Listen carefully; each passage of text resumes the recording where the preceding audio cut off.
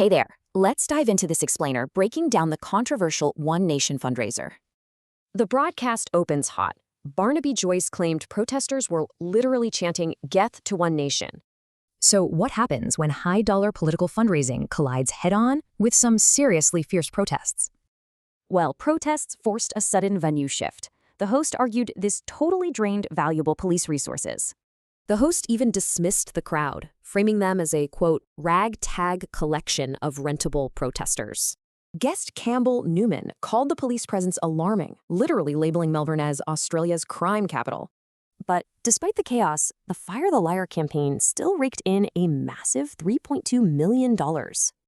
And that huge financial war chest came from over 50,000 everyday Australians. Pretty wild, right? Want to actually meet One Nation MPs? That'll cost you a staggering $2,000 a head. Then, the broadcast surprisingly pivots, digging up 30-year-old historical grievances instead of focusing on current events.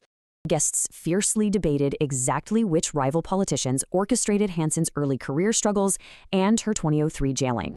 They pointed to a complex web of 1990s politicians who allegedly collaborated to coordinate her downfall. Newman actually argued that a simple ballot printing confusion, not a targeted witch hunt, sparked those legal troubles. From there, the segment evolved into a much broader debate about highly charged political rhetoric. They noted how aggressive phrases have been weaponized against female politicians across all parties for decades. Newman's crucial argument here is an alleged deep-seated hypocrisy regarding who gets away with political abuse. Citing his own family's history, Newman claimed the media actively upholds a frustrating double standard today. The host agreed, claiming current Labour ministers regularly hurl similar insults right back at conservative figures. Which leaves us asking, does society's tolerance for partisan outrage depend entirely on who holds the megaphone?